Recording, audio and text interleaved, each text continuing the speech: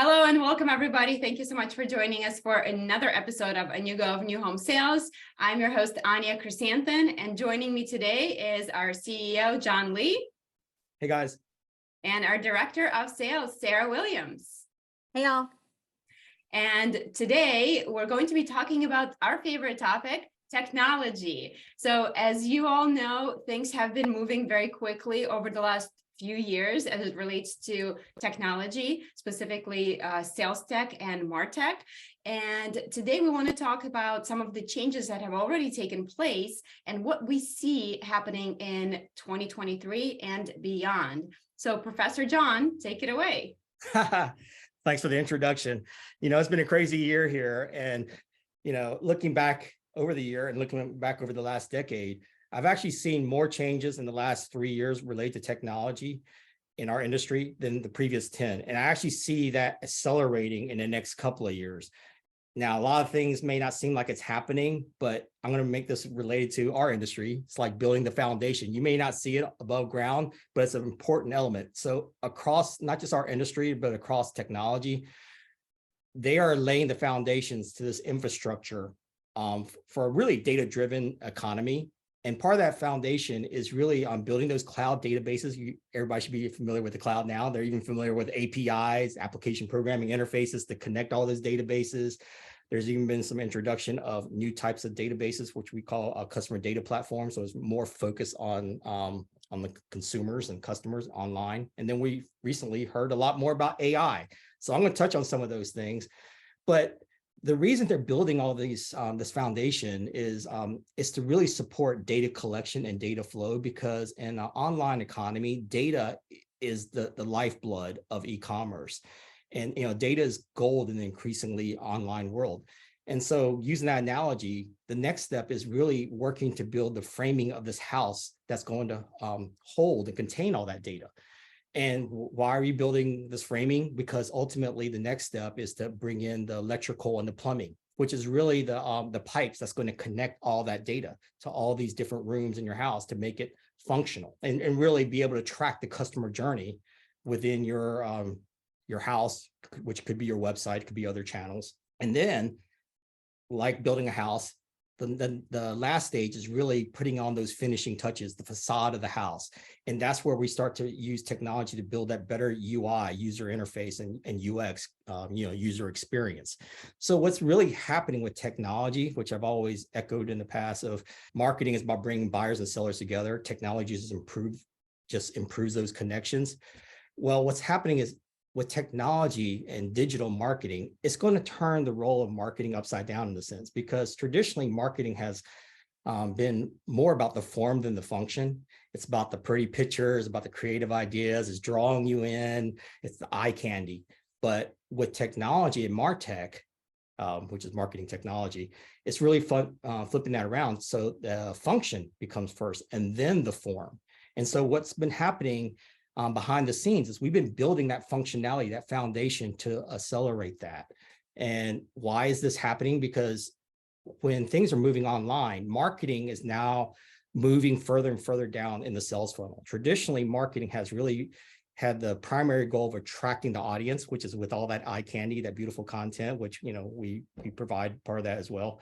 But then once they get the people in, if they can get them to register, to get that lead, they go back to the front of the line and try to attract more people off the street, right? But they never really gone down that sales funnel of the customer engagement. That's really when they hand it off to the OSC, which has done a great job, and then maybe even to sales. So as marketing is moving further and further down the sales funnel, there's developing content and channels that's going to provide more customer engagement. And that's really dependent upon that data, because the data follows the customer, it follows the products, it knows how to retarget them, how to respond to them.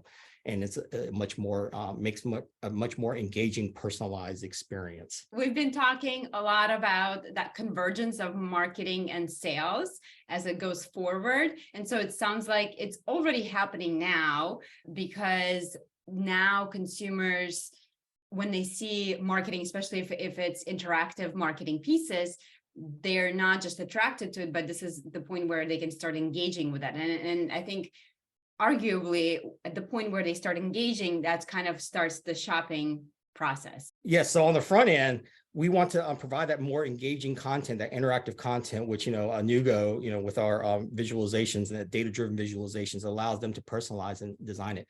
But in this changing role of marketing, where it's not just attracting the audience, but engaging the customer, it's also going to require marketing, and this is a scary word for marketing, to become more analytical. They're going to have to work the left side of their brains because they're going to use technology, and technology is going to guide them. It's the tool that will support them, not the tool that will replace them. But it's to help marketing people understand both on the front end of what's happening, but also be able to look at the back end, the dashboard and the analytics, of how to respond to each consumer at a personalized level. Marketers traditionally in our industry have not done remarketing or targeting campaigns at a personalized level. They've always taken the shotgun approach. Okay, just give me the same email message to everybody that's visited in the last week or hasn't visited in the last week. No, we want to have a special campaign specifically for Sarah, specifically for Anya, based on the things that they have done or have not done. And that requires technology to understand that and also to launch those personalized campaigns. Well, I think the good thing with that is that as technology evolves, I know for me personally as a marketer, numbers have been scary in the past, right? And it's like you have to go to 5 different places to dig up the numbers, right? And numbers don't match. But as technology evolves, now we're making it easier and easier and really like dummy proofing the numbers, right? Where it's like the back end dashboard is so easy to understand. I mean, a 3-year-old could probably figure it out. Data is the fundamental piece. It's the DNA of the consumers, but it's also reflective of what your most popular plans, colors, the trends. And so you're ahead of the game. And that's where I start to, and I'll get to this in a little bit, start to go to more advanced levels of marketing. And on the sales side, we don't want to neglect the salespeople. It's actually going to bring the salespeople to the party online and earlier in the sales funnel. So there's a cleaner handoff between marketing and sales. Traditionally, sales has always been the catcher of whatever the marketing people pass to them, whether it's good data, bad leads, good leads, leads that are great, but they're too late to react to. And right now, the sales people using the common backend dashboard can see what's going on, see what's coming, see who to interact with, and see where the buyers are in those journey, and then have the correct sales pitch with the correct sales people to the right potential lead. And so now that the sellers can meet the buyers online, they can start to interact with them before actually having that handshake. So when they actually do come to the sales center, there are very curated leads that know you very well and you know them very well. And so that's where you're starting to see this convergence of marketing and sales. They're coming together online. And what's going to happen, and we're going to talk about this evolution to a revolution of change. In this evolution, you're going to start to go from a buyer doing manual shopping on a single channel, which has traditionally been, the website, to a more collaborative omni-channel shopping experience, because in reality, buyers not only shop across many different platforms and channels over a long shopping period, but they're also probably doing it in a collaborative way with their spouse or co-buyer or a realtor. And then ultimately, it's going to go from this collaborative omni-channel shopping experience to what I'm saying, AI automation, where there's an AI assistant that's helping you along. And going back to my initial analogy of a home building, this is like when I have a light switch to turn on my outside lights. And if that's just in one place, that's a one-way switch. So you can only switch it on and off in one place. But later on, they started to create 3-way switches. So I can turn on those outside lights whether I'm in my bedroom or from my garage or in my kitchen. So that allows you to interact and activate things as a buyer from many different channels in a sense. But ultimately, this is where it gets to the AI piece. Wouldn't it be even better to have a motion detector light sensor outside? So when somebody drives up in the driveway, it automatically turns it on. So what we're trying to do with technology is not to use these to necessarily replace each other, but it's continue to add more and more features and functionality. So you can have a one-way switch, you can have a 3-way switch, and you can also use motion detectors.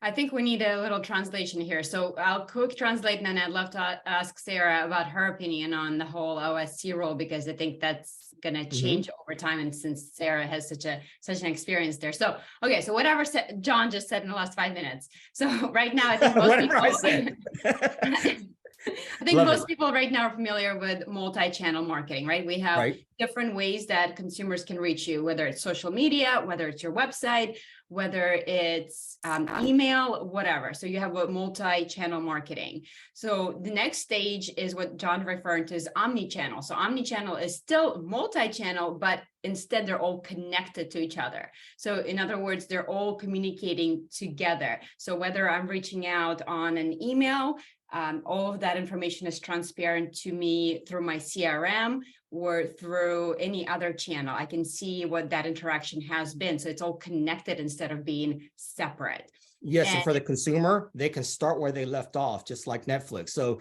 right now, they may be shopping in multi-channel, and the builder may be offering a multi-channel experience. But every but then channel, you start over again. An yeah, omni-channel, collaborative, continuous experience is wherever I left off in my customer journey, I start in the next channel where I left off, and I can bring other people into the party. I may not bring my spouse into it until I hit the third channel, which could be the sales center. Yep. And so right now it is still a manual process where maybe, okay, I'm the salesperson, so I can see all of this is happening in the back and dashboard, right? I can see the customer journey, I can see the individual journey, and now I can press a button to say, okay, they seem to be interested in green homes because they keep reading articles about green homes, because they keep clicking on pictures of green homes. So maybe I'm going to send them an email campaign that's going to talk about green homes. And that's going to be my way of engaging them. In the future, what John's talking about, the sensor, the motion detector, is his reference to now that this is going to be automated, right? So AI Exactly. The AI could detect. automatically say, everybody has looked at a green home article or blog, they will get this email campaign with that personalized content and then links to those specific types of homes. So the question is, I mean, obviously right now we're kind of in between that, right? I think most builders right now are still in a multi-channel marketing. I think very few are in omni-channel, if anybody, fully in that omni-channel, and very few people use that automation. We do offer automation at Inugo, but again, not everybody is using it to the full extent, and the technology is still evolving towards that. So Sarah, I'm curious to get your opinion on the role of OSC, because obviously we talked about the role of marketing and sales changing, blending. OSC kind of popped up recently to be front stage and sort of converging those roles together, right? Almost taken over in a way. And now as technology continues to evolve, do we even need anybody? So where do you stand, Sarah? OSCs and sales agents have not had access to marketing data really ever, right? So they're literally marketing controlled anything that was going on. So Google Analytics, right now, most of our builders, most of our industry is being ruled and making decisions all through Google Analytics. Well, there's no fingerprints there. There's no personalization there. You have no idea unless you have, the certain codes that come through. They're like, oh, this person came in through that campaign. That's it. That's all the data that you have, right? So, over time, OSCs were able to, we still don't have access to that Google Analytics data, and nor do salespeople. Then over time with CRMs, there was the ability to see page views. Anya has just visited your website. So we would get prompted, and that would be like, okay, I can see that Anya's re-engaging. So I was able to take action. So current day today, that's the level that OSCs are functioning on. I just know when you're a be back to my website, that's it. If you've registered, okay. When we're talking about Inugo data, we're talking about, we have anonymous, we have people that have created accounts. They haven't even raised their hand and filled out a form, but they're shopping. I, as an OSC, can have access to that data. I, as a salesperson, can have access to the data. Marketing does not have to control that channel or that data. They can, but giving access to the OSC and the salesperson is really going to be able to help that marketer, because most of our marketers are one woman or one man bands, right? Or maybe two deep, right? They're very lean teams. They cannot do all the things for everyone and still plan company parties and do all the things that marketers do. Give the power back to the OSC. So give the power back to your sales agents. Let them do some personalized marketing. You're still in charge of eBlast. You're still in charge of campaigns at a marketing level, but give back that ability to your sales folks. So when we're talking about where, how does this plug in? You absolutely still need people, because there's not enough people today. We Yeah. are working at such small numbers at our home builders that they can't do all the things. Like you could have a unicorn on your team, but you cannot do all the things. And they're struggling to update their floor plans and making sure their renderings are correct online because they don't have enough hours in the day. Like things that are so important that the data on the website can't get updated properly in a timely manner because there's such a small team. So yes, you need OSCs. Yes, you need sales folks. You need to give them, the marketers, if you're listening, you need to give them some power here so they can start doing this personalized marketing that John and Anya were just talking about. It's not going to remove jobs. It's gonna start giving better customer experience. And those OSCs are going to be able to see exactly where someone's at, even if they haven't raised their hand yet, which today, there's no technology that I'm aware of that people are able to see all of that information besides our insights tool. Our insights tool gives so much data within our own industry, I will say, because other industries offer this type of technology, guys. Like this is not new to the world. It's just newer to our industry, that other industries know exactly when you sneeze. I feel like they know exactly what you're doing. Amazon, all the other companies know exactly every move you're making. They know what you're talking about technically. Here, we're trying to move the needle for home builders. Absolutely. I think right now you're so correct that most salespeople and OSCs operate blind essentially. And that drives me crazy. So especially if you do use our technology, you have a new go, like give your salespeople, unblind them, give them the power to actually engage and have meaningful conversations with their prospects so they can see what the prospect is doing. That's just the least of it. And I think it is definitely like an intermediate step right now because you do have to have OSCs manually engaged. And I think in the future, when we have AI step into that role and automate the campaigns, they're going to be able to respond like right away. And you guys talked about ChatGPT on your 2 podcasts ago, like with that sort of technology where a prospect is like, hey, I'm curious, with this green home, what other floor plans are available?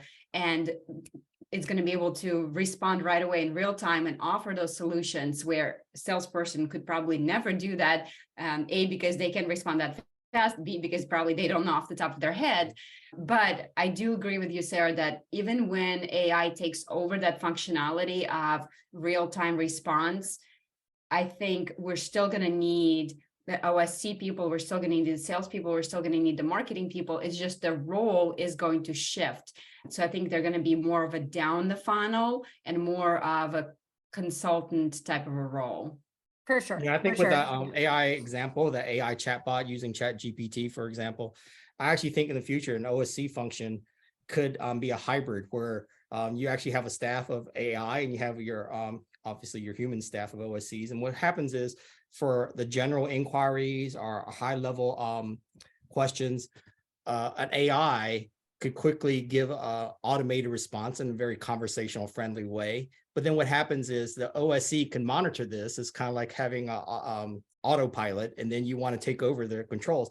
When you want, if the response is good from the AI, you just hit return or okay, and then automatically responds that way. If you say that, hey, I'd like to add something else to it, you can edit that response, or you can replace that response. So it really does give the power back to the OSCs, but in a way that the AI can access information and make recommendations based on its algorithms and what it's seen has happened with other people that have similar inquiries. So it's using predictive and recommendation technology to supplement the OSC's experience.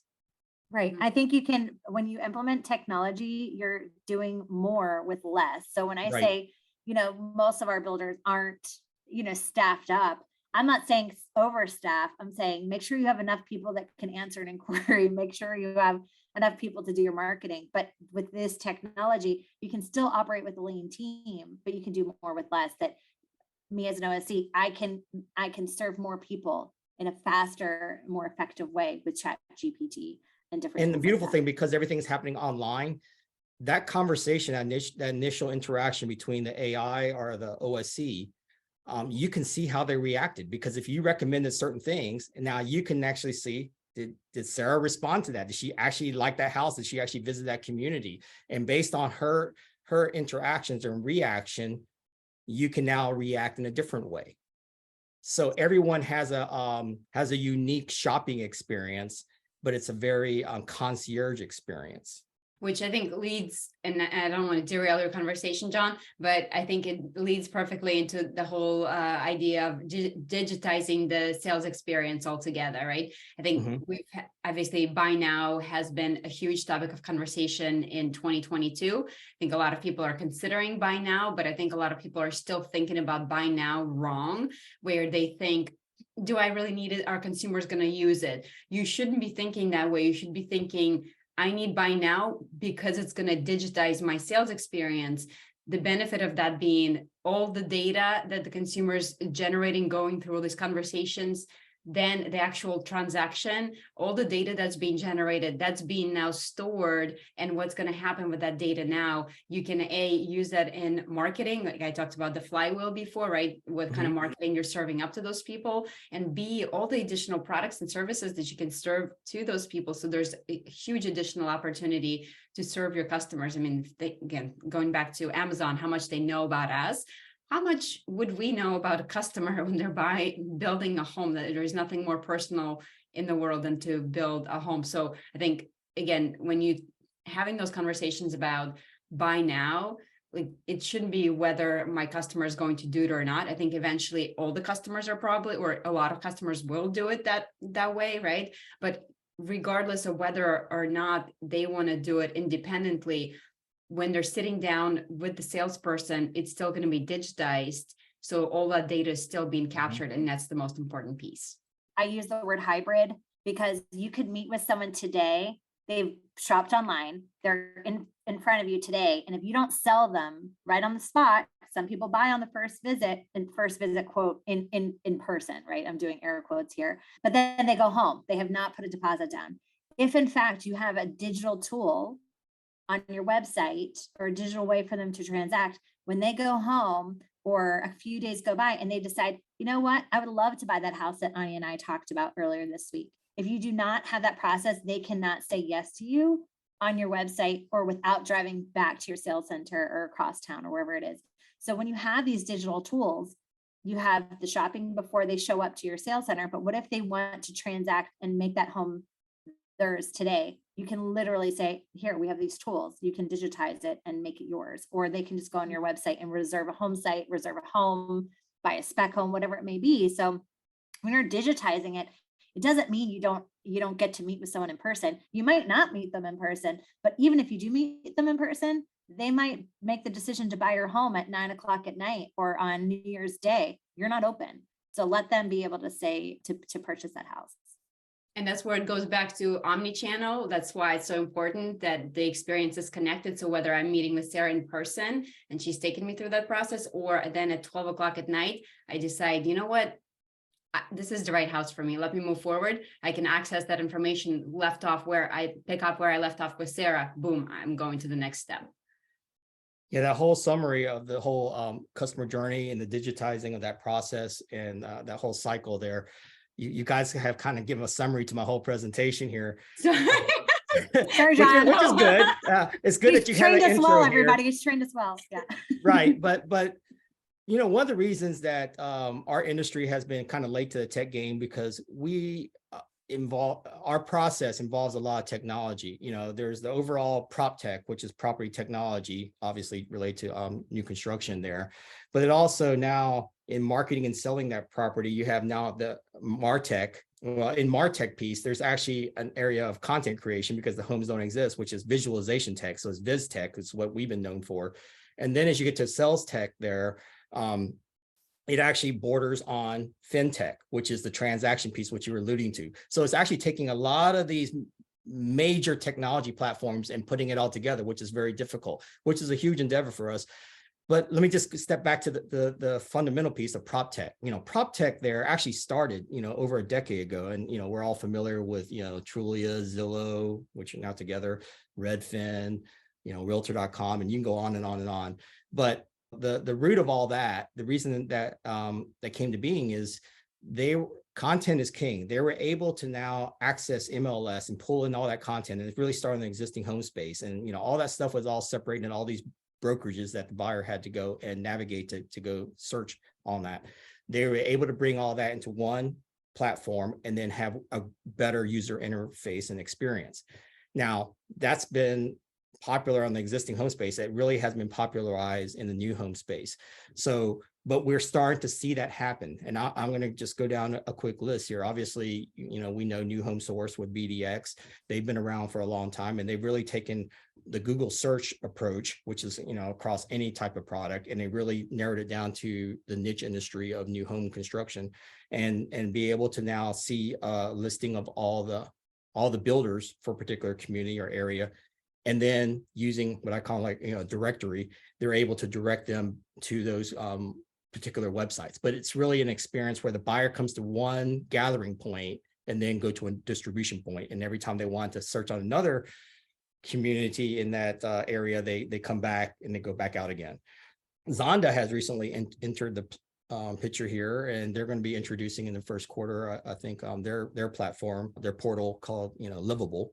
And with that, they've actually gathered the pieces together. They acquired AlphaVision for content creation because, like I said, it all starts off with content. We don't have an MLS here, so we actually have to create the content. And then they also bought BuzzBuzz Home up in Canada to have some experience with listings. So it takes that combination of listings and content creation to create that that new home shopping experience. And they have a lot of great articles, and they're known for publishing as well. So they're going to have a lot of articles to help draw in that audience. For us as a NewGo, we started out with content. We've grown up for content, and we've moved across channels because our app is now integrated into websites and as well as sales center, provide that omni-channel experience like you're talking about. But then, we want to take it to a marketplace level, but then interject, a lot of technologies, whether it's search engines, smart filters, AI, so that buyers can now, shop across thousands of builders and communities and using maybe some AI matchmaking experience. But the big difference is for us is that we allow the buyers to be able to design it, visualize it, maybe experience it in virtual tours, and then maybe even buy it online. So all the traditional marketing channels are now leveling up to another portal level. And so that's part of the prop tech revolution. The other part here, we've seen a lot of emergence of new marketing and sales startup companies here, but they're primarily focused on a particular function in the process, like self-guided tours, or like Novi Homes is doing with the salesperson being able to interact with the consumers after they visit a sales center. Part of that sales technology encompasses being able to data store all your brochures and selections in a repository online, as well as communicate online, and then continue to facilitate through maybe even the construction process, which I know some other app developers are doing that. I think that's going to be very popular, but I think as things move up to a portal level, a marketplace, you're going to see those specialty functions either be connected through an API so that you can access that, or will be integrated into a feature of one of these portals. And that's kind of what Zillow is doing now. They've created a super app, so you can do everything from shopping online to getting a realtor to actually getting mortgages and all that. Open Doors doing the same thing. I mean, the next level for the existing homes has moving into specialty functions like iBuying, power buying, fractional ownership, transactions.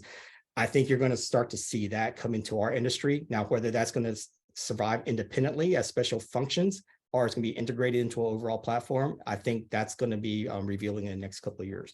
Most consumers are familiar with portals. I think portals has definitely been the word of 2022. You couldn't go anywhere without hearing the word portals. And so I think that is just the way consumers are used to shopping on the retail side, on the used side. You don't go website by website trying to find a home. You go to Zillow to find a home. So it's aggregated for you. It's it's always had the current content, and you can start where you left off in a sense. Down the road, that we may turn the portal upside down in a sense. Right now, portal is really just an entryway into something else. Port, import, export, whatever. Portico. Right now, portals are used primarily in the description of a marketplace. So you're coming into a portal of a whole marketplace. I think long-term, the portal may actually be a buyer's portal. It's kind of like, you're going to have your own shopping cart that traverses across different databases and products and everything. If you think of it kind of like your patient portal with your healthcare, you may come in there, you're going to only see your account and your tests and your prescriptions and things like that. But what's happened is your insurance provider may come in there, your doctors may come in there, your pharmacist and everything. Everybody comes into your portal as opposed to you going to each of these market portals.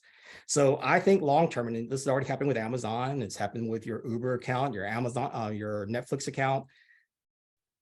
All the content will come into you particularly, and then you shop from within that. And other portals, marketplace portals may append into that. Yeah. So that's what we're kind of building with our Nugo marketplace. Is another difference is we're not only building a marketplace portal, we're building individual portals. And part of that, without getting too technical, we're starting to see that even with websites. One of the things with websites traditionally has been static content. So everybody comes in, everybody sees the same thing. That same house could be attractive for a newlywed couple, but also for retirees. But unfortunately, you just see the same pictures up there. You're going to see grandma, even if you just had a baby. And so we want to make it more personalized. And we're starting to see that happen. Like I know with Open House AI, they've created an app within, say, a website that now it interviews you along the way. And you will now, in a sense, like a smart filter in a predictive way, be able to show the type of homes based on your type of interests and styles and lifestyles. And that's what we're also building in a Nugo at a marketplace level, even an area where you can just play house. We're actually going to have an area where you can play house before you even are actually engaged in actual shopping. You just want to dream and learn and play around. But when you actually set up an account because you're seriously shopping, now the world comes to you. It serves only on your silver platter the things that are relevant to you. So you actually don't search anymore. You only engage with what you're interested in. Yeah, so the translation for John's Sorry. Thanks I'm glad you're here to translate.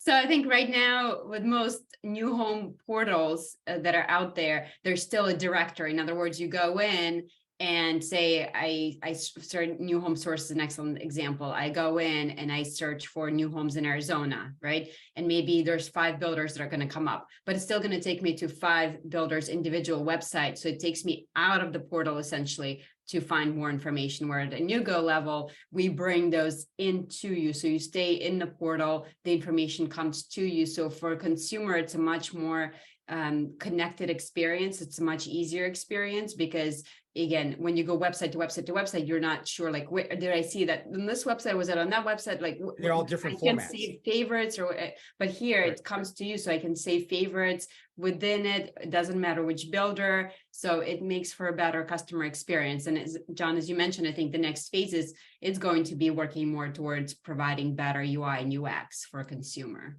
Right. And as a subset of this marketplace portal thing, there's all still marketing and there's still sales. So we're not eliminating those processes, but we're going to advance them. So in a MarTech evolution, we're going to advance marketing from traditionally presentation marketing, which is, presenting something at a generic static level as a broad appeal to attract an audience. Okay.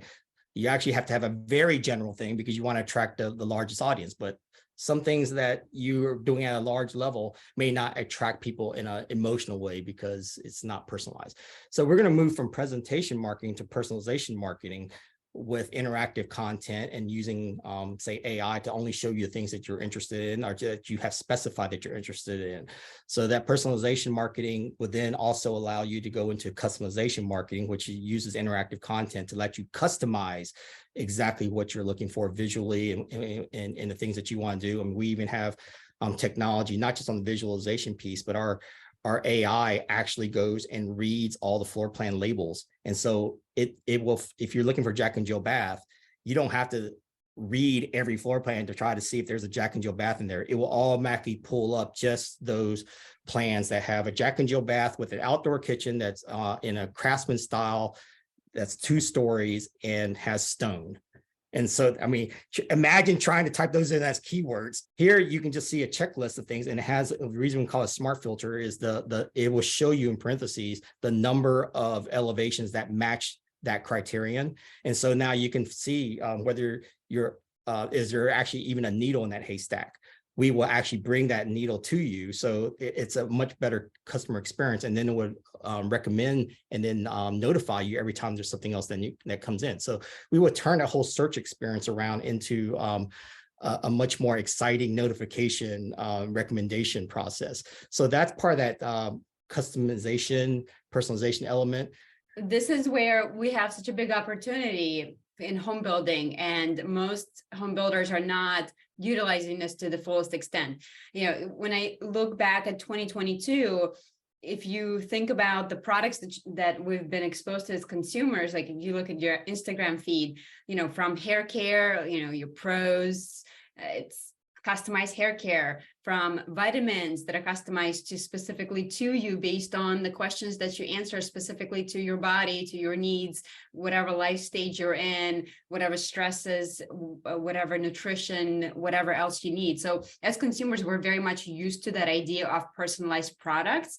Now, in home building, there's nothing more personalized than building a home. Exactly. Right? It's a perfect example. So we need to really monetize that and drive it all the way. So why would you just show a generic home where you can personalize a home, let consumer personalize that house, show them what it's going to look like for, like you mentioned, that young couple versus an active adult? Because even though the house may be, the layout may be the same, that's going to appeal to them, but what about that house is going to be different? The way they customize that home, the finishes are going to be different. So this is your opportunity to really do that. And we have those tools now, right? Anything from, it starts with interactive floor plans where you can personalize the floor plan, simple as that, but then gets into visualization, because again, people are so visual. It's so important with exterior visualizer where you can change the colors, the schemes, the siding, the brick, and see what that looks like.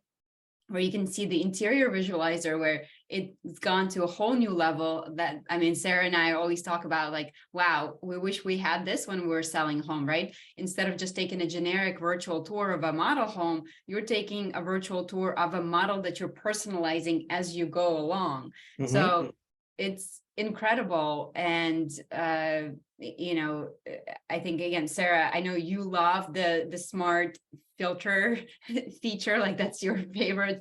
Yeah, like I feel like not only are we making search easy and more useful, but we're also educating, you know, someone that has maybe never had some of these features or even known that these features exist. So if we're talking about first-time home buyers, Mhm. or even someone that's lived in their home for 40 years, like someone like my parents, they've literally moved.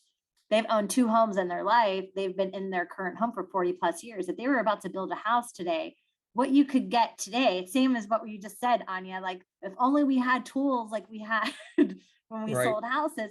It really wasn't that long ago when we sold houses. That's how fast things are moving. Technology is moving. Everything, even how houses are laid out and the different features and things you can get in your home are completely different than 5-10 years ago versus when we're talking about my parents 40 years ago. So when you have smart filters and John mentioned this, that you can go through and check the box, hey, I would love to have a stone fireplace. I would love to have a Jack and Jill bath.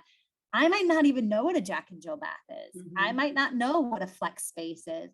So those are the things when you can actually show them, like, hey, we have these things. They're like, well, I'm gonna click this because I want to know what this is. You're actually educating and moving people and potentially upselling. I mean, that's the name of the game. Anya, you and I talk about that all the time, is when you can give someone options and pricing, you actually sell more.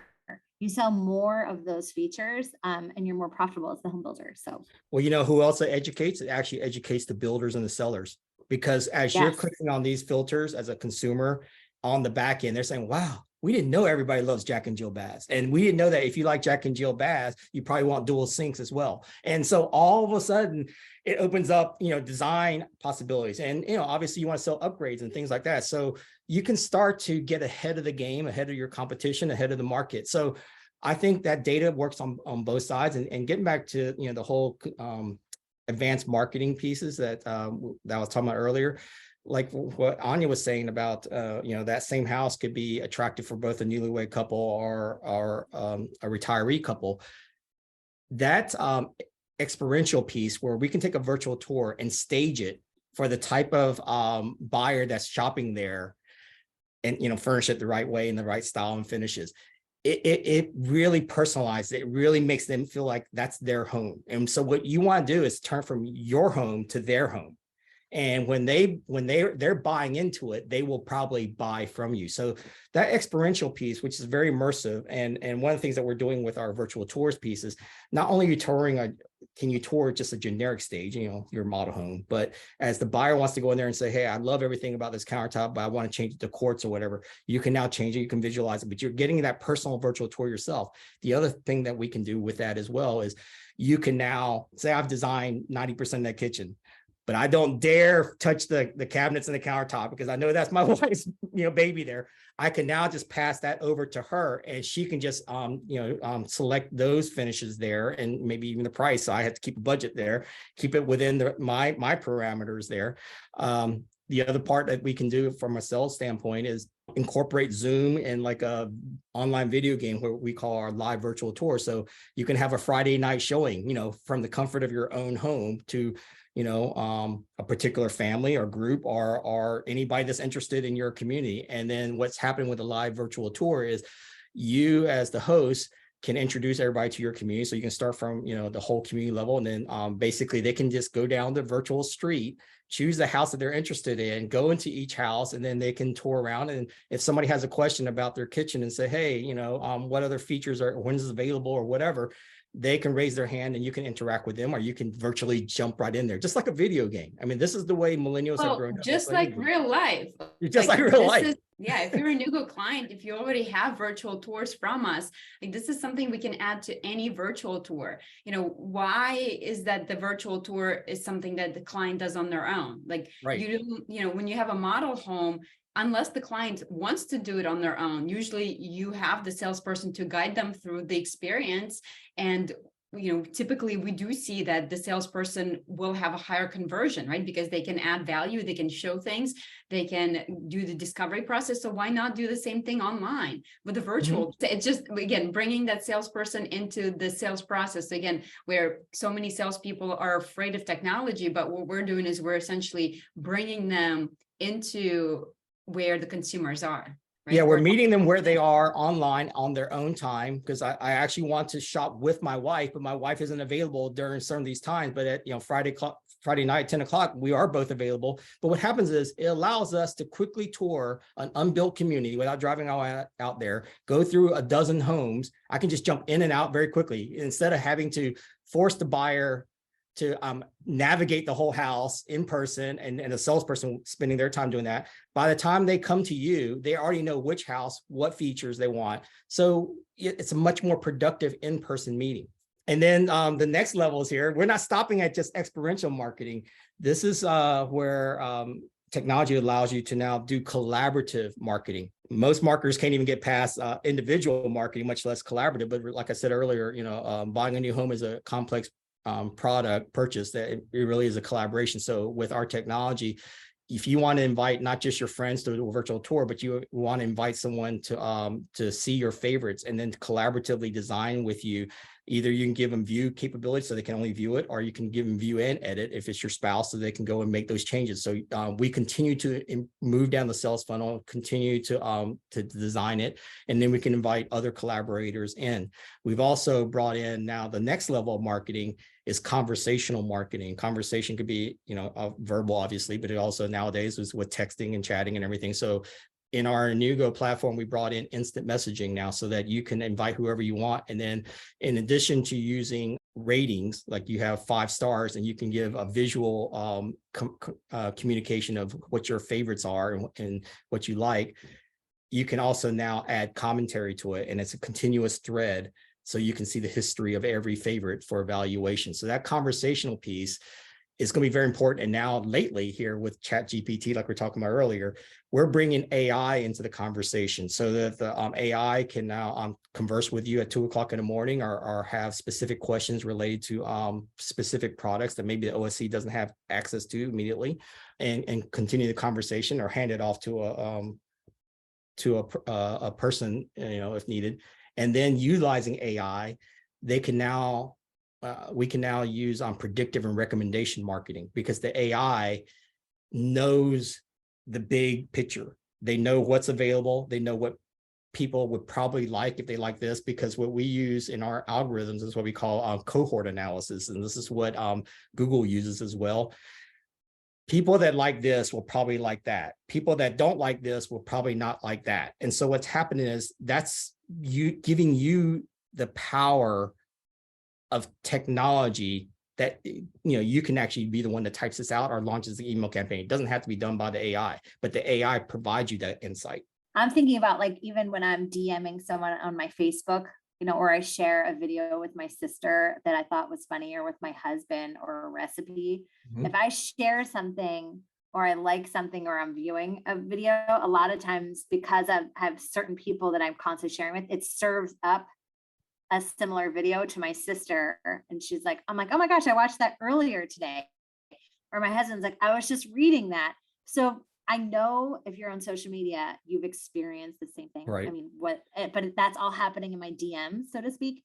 But these, because I'm sharing, right, John, that's what we're talking about, is sharing Right. floor plans, sharing things, because I'm sharing videos and funny articles and funny clips or reels, whatever it is, it serves me up, the person sharing it, but it also it starts serving up to my recipient the same types of video content and articles and reels. And that's when you're talking about real life examples to what you're all used to today. This is what we're talking about. We're talking about how AI and personalization and serving up things that you're interested in, or other people liked this video, we think you'll like this video too. So that's a real life example that I think those that are on social media can understand and appreciate. And that's how it would relate back to the technology that Anugo's created for home builders for their shoppers. I know there's been a lot of conversation on data privacy, and obviously with Apple, Google war, it's going to be interesting to see how that all plays out. But I think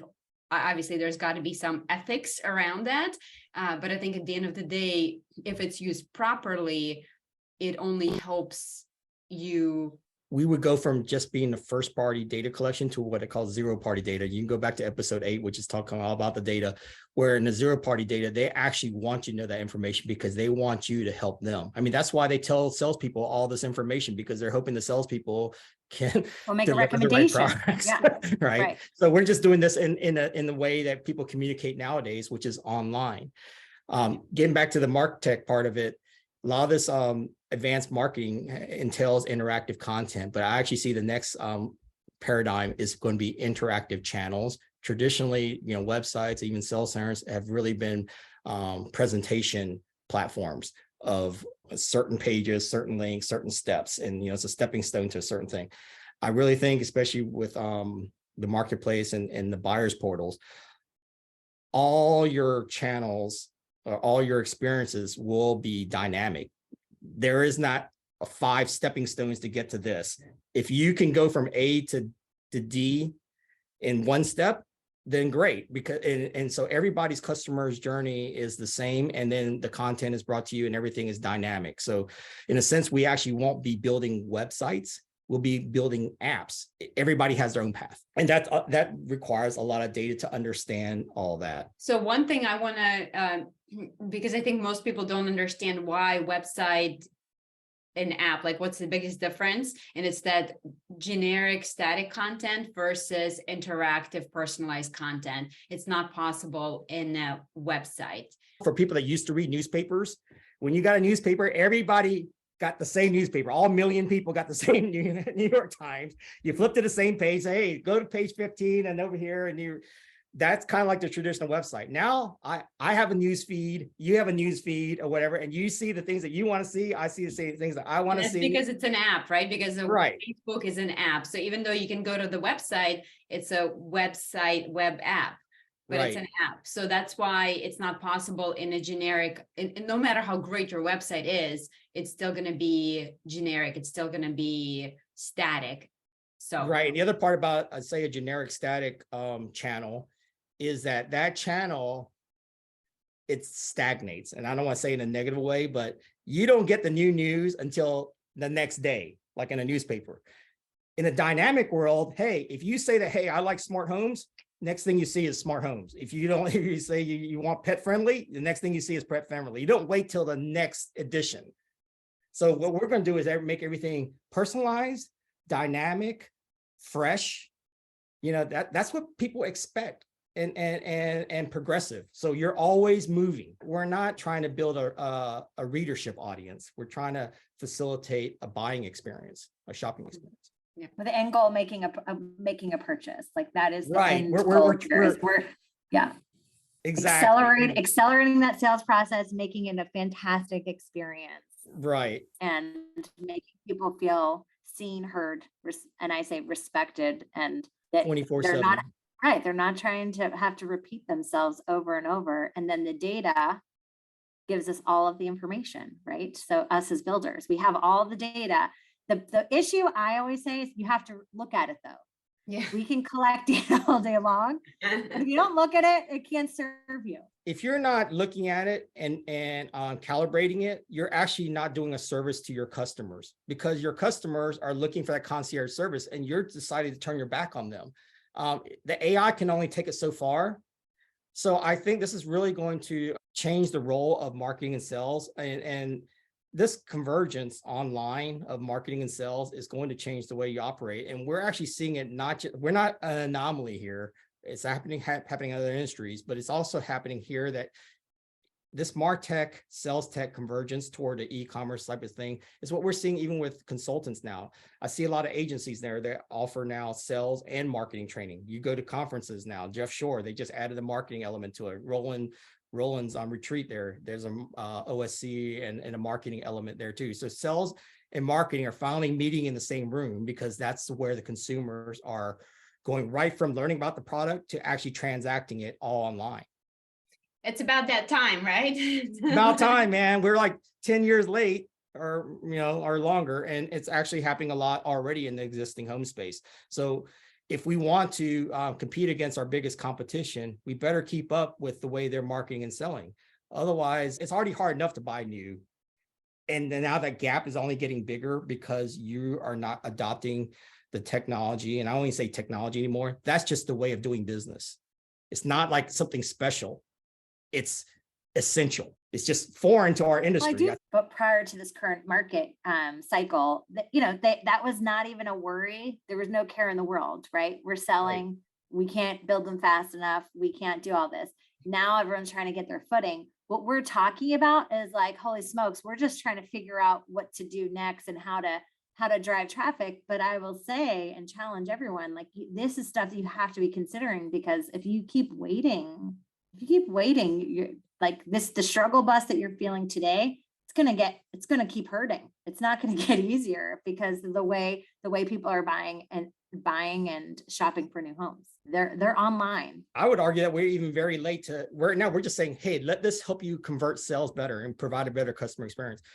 One thing that's really not even spoken about in this industry is optimizing your profitability. I mean, you think about airline seats, they have different prices for different seats. They know who is interested in what and when the peak times are. And so they're optimizing all their assets.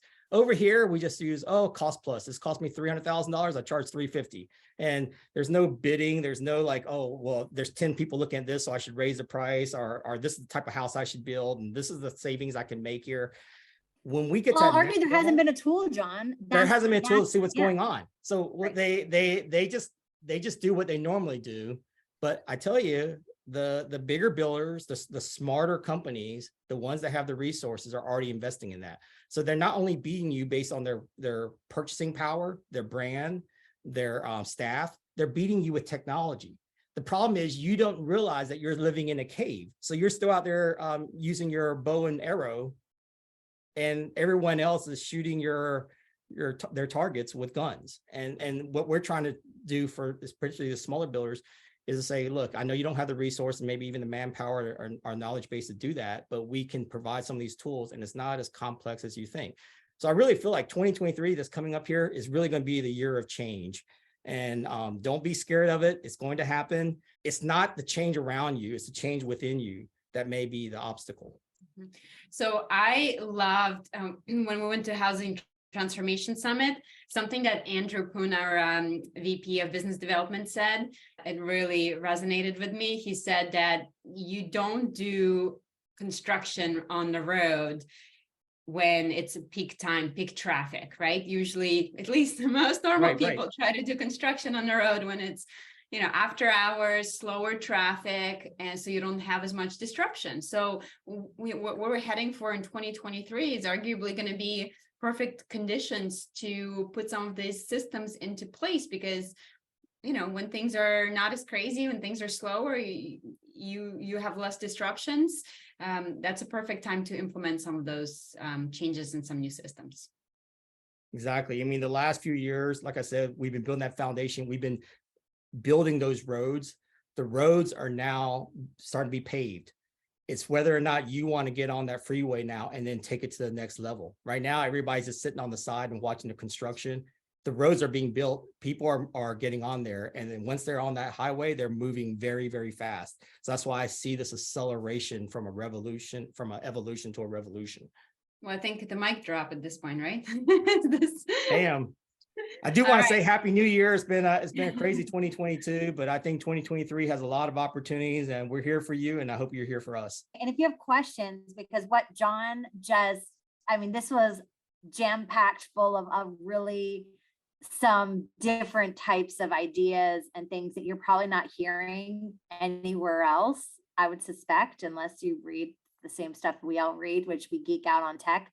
Definitely give us a ring, call us. We love to talk about this stuff. Any one of the three of us.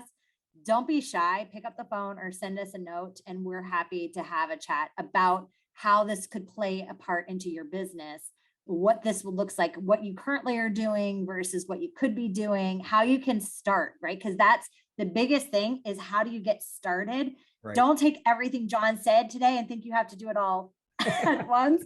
You can't eat an elephant. I tell this to my clients all the time. You have to, how do you eat an elephant? One bite at a time. So how can you break this down, and how can you get started today? And that's our job here at Nugo. So please reach out to us, and we're happy just to have a chat. It doesn't, no pressure. We just want to be able to help you if you have questions.